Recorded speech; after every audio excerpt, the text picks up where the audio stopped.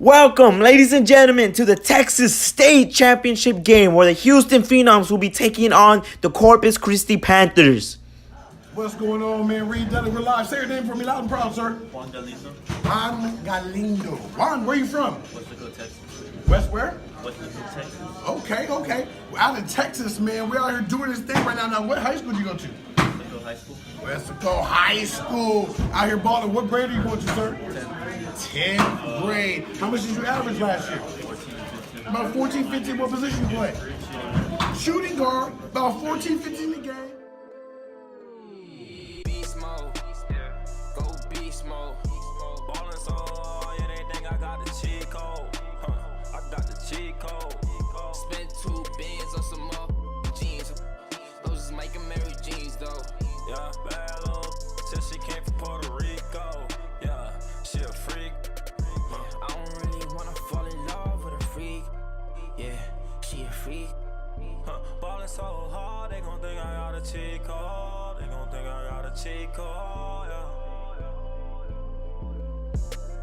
I don't gotta do it. NBA gon' follow up and rock do it. Yeah, but f it, I'ma do it.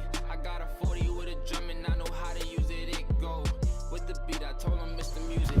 See the Oh, and JP driving in. Oh, and he gets fouled to the floor. You okay? Oh, but he seems to be getting up, and he continues playing. Oh, and JP with the snatch from midair, but immediately calls a timeout. Hey, coach, my head hurts. Shut up, go win us that game. Oh, and JP with the 3, and he drains it for the game winner. Oh, but something must be wrong. Are you okay? Somebody call 911.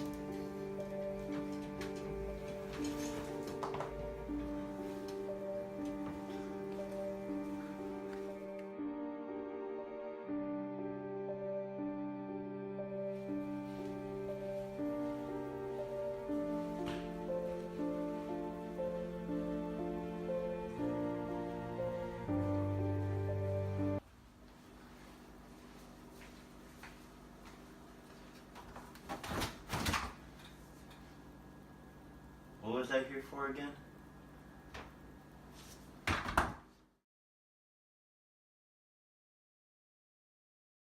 So I'm here with Phil Milan, athletic trainer from Westlaco High School, and we're gonna ask you a few questions about concussions.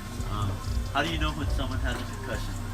So we don't necessarily ever know when somebody truly has a concussion because we're not inside of their body, but we know based off of clinical testing and evaluation, signs and symptoms of a concussion, and that's what we use to kind of base our clinical diagnosis on, whether somebody is concussed or not. So what is the protocol after determining whether someone has a concussion or not? So our protocol is it's a district-wide policy that's kind of been developed over the years in the sense of obviously you're removed from play for the rest of that sporting activity, whether it's the rest of the game, the match, whatever it may be, and then we serially evaluate you over the course of the next 5 to 10 minutes, every 5 minutes, until we figure out what symptoms are your symptoms. Once we go with that, then we begin our Westlaco ISD kind of concussion management phase rehab, in the sense of phase 1 is we kind of start you off with just basic light cardio and then work you back into full practice with various activities in between those phases. And once you're clear our five phase return to play protocol, then you're kind of back to the doctor for final clearance, and then once you receive final clearance from the doctor is when we kind of transition you back into full participation in your sport. So, but if you are caught at, say, phase 3 of the 5 phases, what happens is if you have symptoms at phase 3, then we start you all the way back over just to make sure you're not experiencing post-concussive symptoms. Can you explain your experiences with concussions in the upper levels other than high school?